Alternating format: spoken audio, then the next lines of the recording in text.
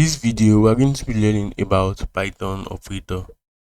So there are many Python operators. So we have the arithmetic operator, comparison operator, the bitwise operator, and many more operators. But inside this video, we're just going to be looking at the arithmetic operator and the comparison operator. So the arithmetic operator is just like the plus, minus, multiplication, addition, division, the floor, and modulus.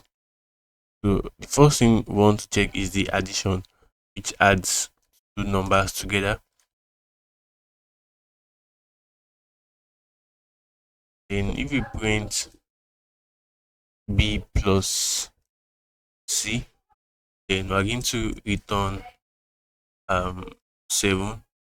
So we have 7 here. So we want to now check the subtraction like this. Let's just change the minus. We're now going to have minus,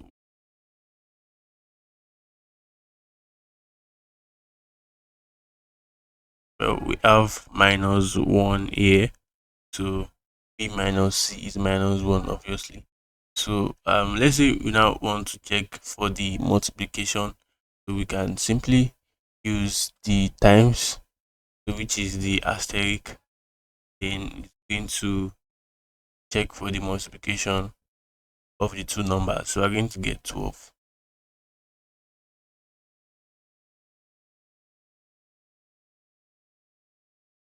Then if we want to check for the division, let's just like this. It's going to be the slash. Then that's going to be 0 point something, I guess. So I want to check for the exponent. So what the exponents do is that it raises the b to the power of c. So let's say we want to say b exponent c. So that's going to be 2 asterisk. So that's what I'm saying. That's 3 raised to the power of 4. So that's going to be 3 times 3 in 4 places. When we run the code, we're going to get 81. So I want to check for the modulus. So before we check for the modulus, we want to first change this to maybe like 7 divided by 4. Obviously 7 divided by 4 is going to have a remainder. So what the modulus does is that it's only print out the remainder.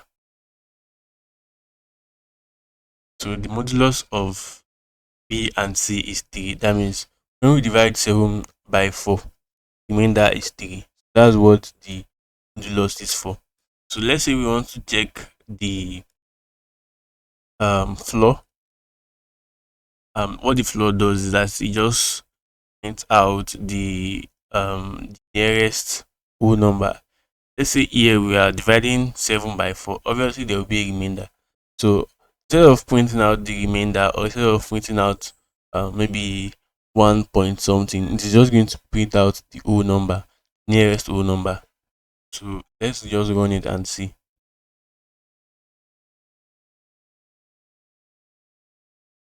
Then you see 1. So if you have 12 divided by 5, then that's going to be 2. So now let's now move to the comparison operator. So in the comparison operator, we have the less than sign, the greater than sign, the greater than or equals to sign, while the less than equals to sign, the is equals to sign, and the is not equal to sign, and also we have the equal to. So note that there is difference between the assignment operator and the equal to operator. This is an assignment operator, while this is an equals to operator.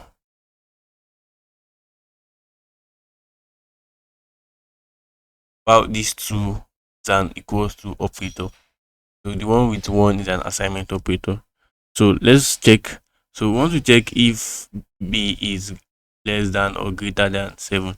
Let's first check if it's greater than 7, greater than 4. So 7 is greater than 4, so we are going to have true. So this usually returns a boolean. So and it's going to return true. So we have true, and let's now check if 7 is less than 4. We all know that 7 is not less than 4, 7 is greater than 4. That's going to be false. When we run it, the code, we're going to get false. Then after that, we now want to check the greater than or equals to. We want to check if 7 is greater than or equals to 4. Yes, 7 is greater than is greater than or equals to 4.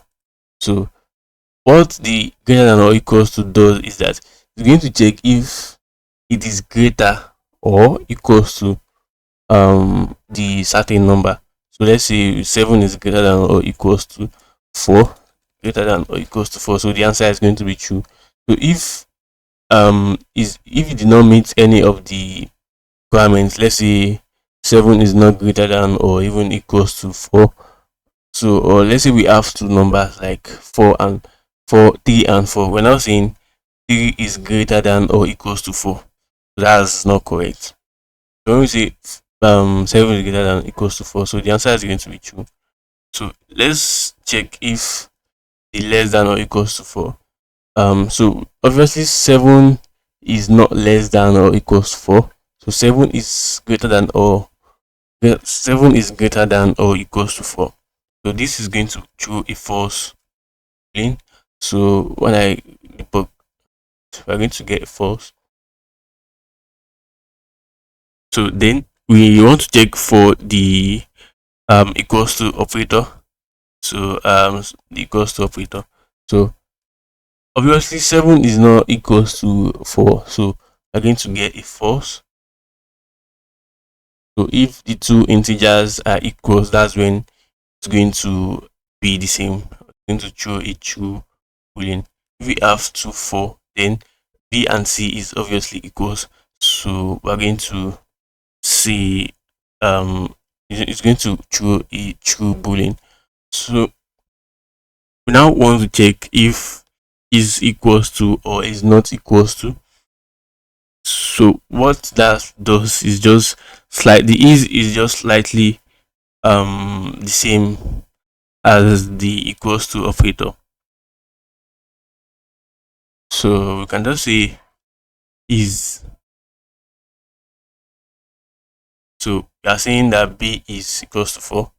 When we now run the code, we're going to get true. So we get true because obviously 4 is equals to 4. So when we now say that want to change this to 5, and we say 5 is not equals to 4, yes, it's not correct. So we're going to say is not. So 5 is not equals to 4. That's going to be the answer. So it's going to throw a true value. So this is going to be the end of this video. See you in the next one. Make sure you like, share and subscribe.